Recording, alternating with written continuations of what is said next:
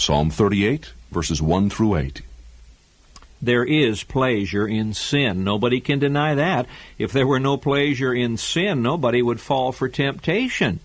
The Bible speaks about the pleasures of sin for a season. What season? Well, the season of sowing. The pleasure of sin comes when you sow, but the pain comes when you reap. This is why David in Psalm 38 gives such a vivid description of what we suffer when we sin. O Lord, rebuke me not in thy wrath, neither chasten me in thy hot displeasure. He goes on to say God's arrows are sticking in him. God's hand is pressing down upon him. All of his bones hurt. His iniquities have gone over his head like drowning in a sea of sin, like a heavy burden. They are too heavy for me.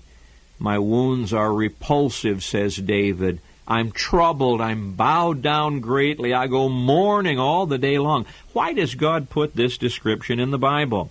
Why does he compare the consequences of sin to arrows being stuck in you, God's hand pressing upon you, sickness, a heavy burden, drowning, smothering, no peace? I'll tell you why. God wants us to hate sin. You see, if for no other reason, the consequences of sin ought to warn us against sinning. The next time you're tempted, look ahead and remember what David says in Psalm 38, and learn to say no to temptation. Oh, you say, I'm a Christian, I can sin. No, you can't. No, you can't, because you'll reap the same consequences. In fact, God chastens his own. He wants us to walk in holiness. Let's encourage other people to say no. Let's live the kind of a life that is such an example we don't encourage other people to sin.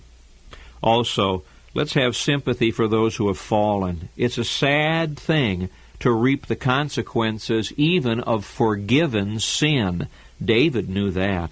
Let's be encouraging to others to try to restore them. And let's love the Lord more. Why? Because he went through all of this for us on the cross. He felt the burden. He felt the arrows. And he did it that you and I might be forgiven.